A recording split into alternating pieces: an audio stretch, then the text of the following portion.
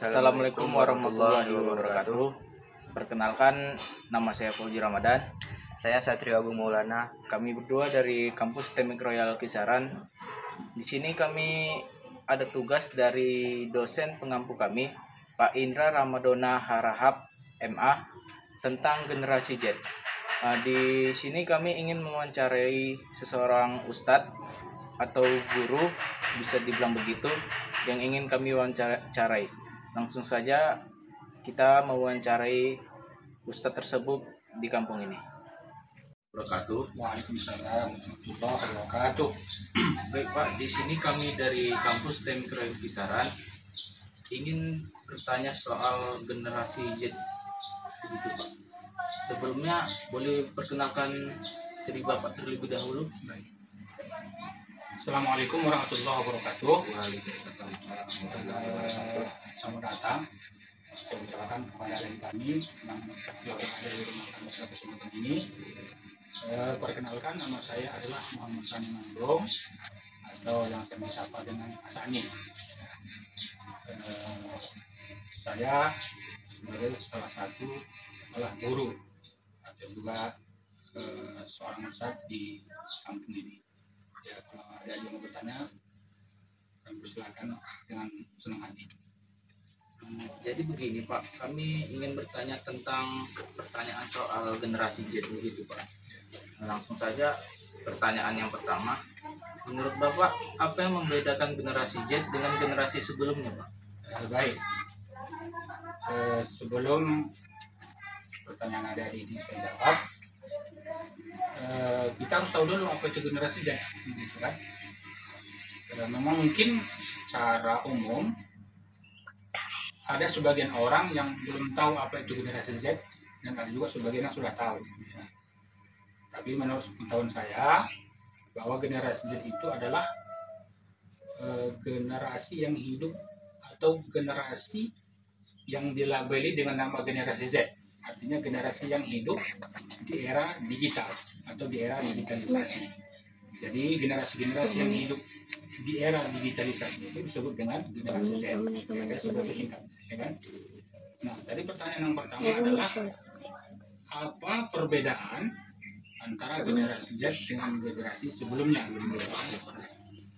Nah, sebagaimana yang telah disampaikan tadi bahwa generasi Z itulah generasi yang hidup dan lahir serta berkembang di era digitalisasi. Sebagaimana kita tahu bahwa digitalisasi itu baru-baru ini saja berkembang cukup pesat. Artinya jika dibandingkan dengan generasi sebelumnya, berarti generasi sebelumnya itu tidak sepesat sekarang ini digital itu berkembang. Nah, lihat dari sana bahwa tentu generasi Z ini adalah generasi yang sudah lebih maju, pola pikirnya sudah lebih maju, kemudian sudah lebih modern jika dibandingkan dengan generasi-generasi sebelum generasi Z sendiri. Baik itu cara berpikirnya, kemudian mindsetnya, cara berpikirnya, kemudian pola hidupnya, dan dalam berbagai bidang. Tentu generasi Z ini jauh lebih maju dan lebih modern dibanding generasi sebelumnya. Terkait dan tergantung dengan perubahan dan perkembangan zaman. Pak, terima kasih atas jawaban yang pertanyaan nomor 1 tadi, sangat bermanfaat. Langsung saja ke pertanyaan yang kedua. Bagaimana Bapak melihat peran generasi Z dalam dunia kerja di masa depan menurut Bapak?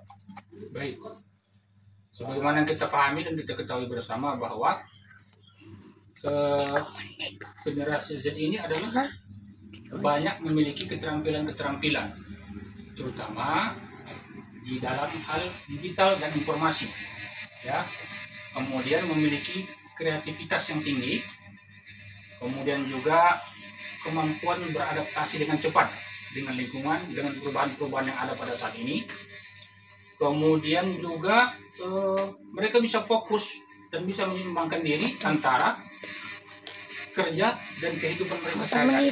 Ya, mereka juga memiliki kemampuan serta kemampuan yang keras. Jika kelak mereka menjadi pemimpin, mereka mampu berinovasi, kemudian memiliki ide-ide baru untuk memajukan pekerjaan yang mereka geluti atau yang mereka bidangi saat ini. Maka oleh karena itu Dengan hal itu, tentu peran generasi Z ini sangat berpengaruh besar ya dalam hal pekerjaan dan mampu merubah warna situasi pekerjaan itu kepada hal yang lebih baik di masa-masa yang akan datang. Kemudian apalagi dengan hadirnya generasi Z ini tentu membawa aura positif ya, aura positif di dunia pekerjaan ya, membawa ide-ide segar, kemudian inovasi-inovasi baru, terobosan-terobosan baru, sehingga mampu bersaing dengan perubahan zaman dan bersaing dengan hal-hal baru yang tentu pasti akan timbul di masa-masa yang akan datang. Kira-kira seperti itu. Baik, Pak, terima kasih atas jawaban nomor 2. Langsung saja pertanyaan nomor 3. Apa tantangan terbesar yang mungkin dihadapi oleh generasi Z tersebut? Baik.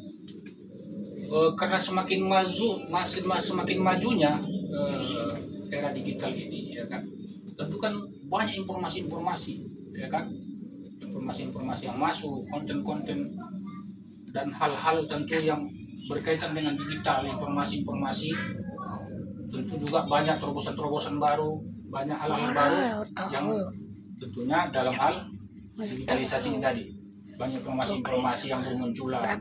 Jadi tantangan terbesar bagi seorang generasi Z itu adalah bagaimana mereka mampu memilih dan memilah mana informasi yang bermanfaat, ya kan? Mana informasi yang tidak bermanfaat, mana informasi yang valid. Kadang-kadang kan informasi kan banyak yang bohong, ya kan begitu, banyak yang tidak betul, datanya tidak betul gitu kan, salah bahkan hoax gitu kan. Nah, ini salah satu tantangan bagi generasi Z ini, bagaimana mereka mampu memilih itu dan mampu menyaring mana yang kira-kira bisa bermanfaat dan menguntungkan bagi mereka dan mana yang tidak. Nah, itu salah satu tantangan terbesar, karena kan agak sulit membedakan itu mana informasi-informasi yang tidak baik, mana informasi yang valid dan tidak valid, itu agak sulit. Ini salah satu tantangan terbesar. Nah, kemudian apa lagi? Kemudian yang kedua yaitu bahwasanya persaingan di dunia kerja ini kan sangat ketat, di dunia pekerjaan ini sangat ketat. Kemudian informasi itu pun terus berkembang. Nah, kalau generasi Z ini hanya jalan di tempat, ya kan, tidak berbuat apa-apa untuk bagaimana supaya lebih maju, tentu juga tidak akan maju, ketinggalan zaman. Artinya apa? Tantangan yang kedua adalah harus terus belajar dan terus mengikuti informasi-informasi terbaru, sehingga apa? Sehingga tetap update, tidak ketinggalan dengan hal-hal terbaru di bidang digital ini. Itu yang kedua. Lalu kemudian yang ketiga adalah persaingan kan cukup ketat. Jadi kita harus mampu berkompetisi, mampu bersaing dengan orang lain, agar juga kita tidak ketinggalan dalam berkompetisi. Sehingga kedepannya diharapkan generasi Z ini juga mampu bersaing dengan orang lain yang mungkin sudah duluan maju daripada kita. Jadi di dunia pekerjaan ini kita harus memiliki skill, dan skill itu harus tetap maju.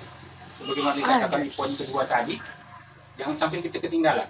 Nah, jadi tantangan yang berikutnya yang harus diperhatikan baik oleh generasi Z ini, yaitu harus mampu bersaing dengan orang lain yang mungkin lebih dulu maju daripada kita. Kemudian yang terakhir atau yang keempat, tantangan yang dihadapi oleh generasi Z ini adalah bahwa generasi Z ini rentan terhadap kecanduan teknologi, kemudian gangguan kesehatan mental juga, sehingga kita juga perlu bagaimana mengontrol emosi kita, mengontrol diri kita agar tetap mental kita tetap sehat, ya, tetap sehat dan kemudian tetap stabil, sehingga kita masih mampu untuk meneruskan kegiatan-kegiatan kita dalam kehidupan kita sehari-hari. Saya kira lebih kurang seperti itu. Baik Pak, terima kasih atas jawaban-jawaban yang telah Bapak berikan. Pertanyaan terakhir, yaitu ada pesan terakhir yang ingin Bapak sampaikan kepada generasi-generasi Z.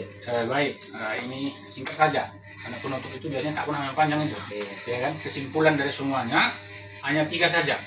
Kalau Anda merasa bahwa Anda adalah generasi Z, maka pertama berikan hal yang bermanfaat bagi masyarakat atau bagi siapapun, terutama juga bagi bangsa dan negara kita.